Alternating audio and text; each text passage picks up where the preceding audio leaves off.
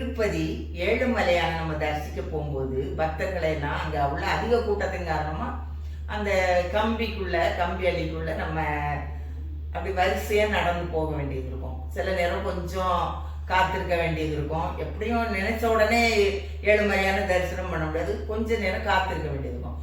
அந்த வரிசை நகரும் பொழுது பக்தர்கள் எல்லாம் சோர்வு தெரியாம இருக்க அவங்க எப்பவுமே ஒரு நாமத்தை சொல்லிட்டே இருப்பாங்க. என்ன சொல்லுவாங்கன்னா, ஏழு கொண்டல வாடா கோவிந்தா கோவிந்தா அப்படின்னு ஒரு சத்தம் கேட்டுக்கிட்டே இருக்கும். இடையிடையே அதை சொல்லிக்கிட்டே இருப்பாங்க. கூட உடனே எல்லா பக்தர்களும் அந்த நாமத்தை சொல்லுவாங்க.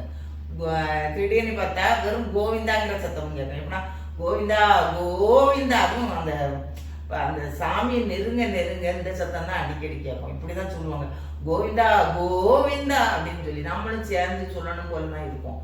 இந்த அளவுக்கு பக்தி பரவசமா இருக்கும். இந்த கோவிந்தான்னு நாமம் ஏன் அங்க திருப்பதியில சொல்றாங்க, அந்த நாமம் எப்படி வந்தது அப்படின்னு நம்ம பார்ப்போம். எப்படின்னா கோன்னா அரசனை குறிக்கும், பூமியை குறிக்கும். அடுத்து கோன்னா பசு மாட்டையும் குறிக்கும். கோ என்றால் பசு, விந்தன் என்றால் காப்பவன் என்று பொருள்.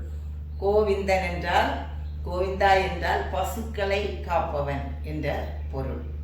அப்போ ஒரு தடவை திருமால் புராண கதையோட என்ன புராணத்தின்படி திருமால் ஒரு யாகம் செய்யறதுக்காக அவருக்கு ஒரு பசு மாடு தேவைப்பட்டார். அதனால அவர் என்ன செய்தாருன்னா, அகத்தியரோட குடிலுக்கு போனார். அங்க போனப்ப அகத்தியரோ ஆழ்ந்த தியானத்துல இருந்தார். அப்ப இவர் என்ன செய்தார், காத்திருந்தார். அவர் ஆழ்ந்த தியானத்துல இருக்காரு, முழிக்கட்டும் அப்படின்னு சொல்லிட்டு காத்து நிற்கிறாரு. இவர் தியானத்துல இருந்து வரவே இல்லை அகத்தியர். அதனால என்ன பண்ணாரு, சரி நம்ம போவோன்னே திரும்பி போறாரு. விஷ்ணு திரும்பி போறாரு. போகலும் பொழுது இந்த அகத்தியர் அவர் தியானம் முடிஞ்சு கண் திறந்தப்ப அவருக்கு அந்த உண்மை தெரிய வருது. அதனால என்ன செய்தாரு, அந்த திருமாலுக்கு பின்னாடியே ஓடுறாரு. ஓடி போய் என்ன சொல்றாருன்னா, கோன்னா கோவு இந்தா அப்படின்னு சொல்லி சொல்றாரு. கோவிந்தான்னு சொல்லி ஒரு 107 தடவை சொல்லி விஷ்ணு கூப்பிட்டுட்டே அவர் பின்னாடி போறாரு. ஆனா அவர் என்ன திரும்பியே பார்க்கல. 107 தடவை திரும்பி பார்க்காதவர் 108வது தடவை அகத்திய கோவிந்தா அப்படின்னு அழைக்கிறாரு. உடனே திருமால் அப்படியே திரும்பி பார்க்கிறாரு.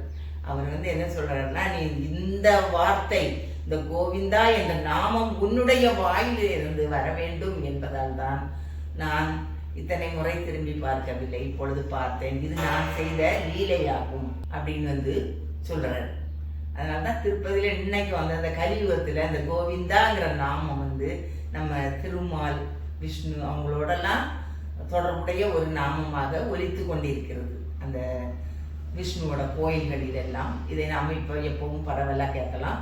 அது குறிப்பா திருப்பதியில இந்த கோவிந்தாங்கிற நாமம் பரவலா கேட்கலாம்.